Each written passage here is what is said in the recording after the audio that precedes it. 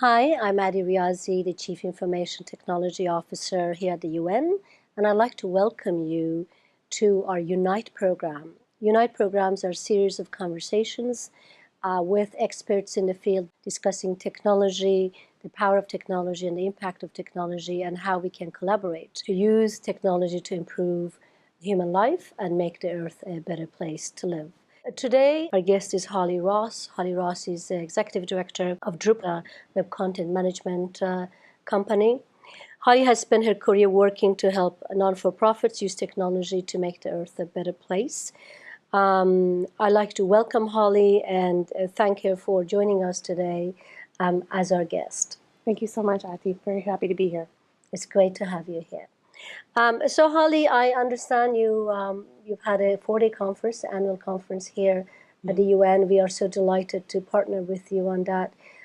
Can you, for some of our audience, tell us a little bit about what Drupal is? Sure. The purpose of the conference, and what is the mission? The conference here is the New York City Drupal Camp, and it is put on by members of the Drupal community. And so Drupal is an open source and free content management system, which can be used to build websites that are easy to administer, that are beautiful, and are really easy for end users to engage in. And it is powering over 1 million websites around the globe right now. And we have a community of over 1 million developers and designers and end users that are all part of this Drupal project. So Drupal is software, but I think the other definition of Drupal is that it is also community. We're just really proud that the UN is part of that community. Thank you, and we're delighted to be. So in what practical ways is our use of open source is helping UN realize its mission? Let's take the UN campaign to end poverty as an example there. So in that campaign, you folks were able to engage over 117 million people around the globe in all kinds of different activities. And a Drupal website was at the center of that, which is really fantastic. I think it's a really great direct example of how technology has been used to mobilize and make change.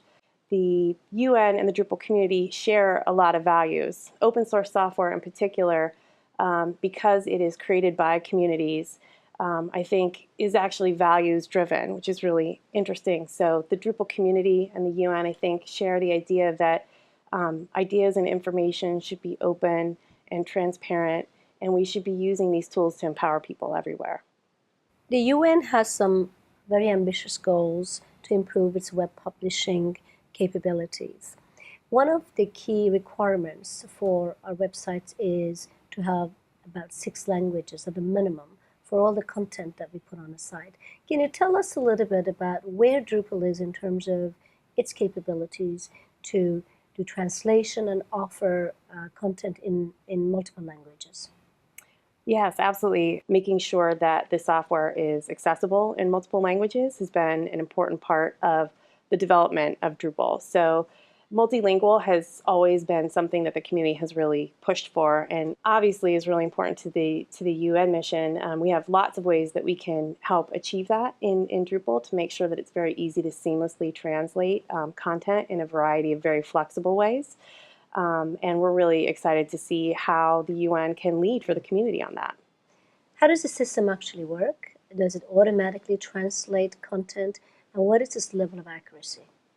Yes, well, there are a few different ways that you can approach translation in Drupal. And the reason that there are several options is because the community has developed them to meet particular needs. There are several ways to approach it.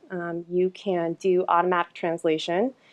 So you take a piece of content, you flag which languages you want it converted into, and it can do that seamlessly for you. And then there are reviewed translations. So you can select content that is translated automatically but then reviewed by a human. Or you can select and flag content that you want to have translated by a human from point A to point Z. So there are several ways to achieve that. All of them can be customized to meet your particular needs. So what is the future for Drupal? And where do you see your products going? And how do you believe it impacts the next generation?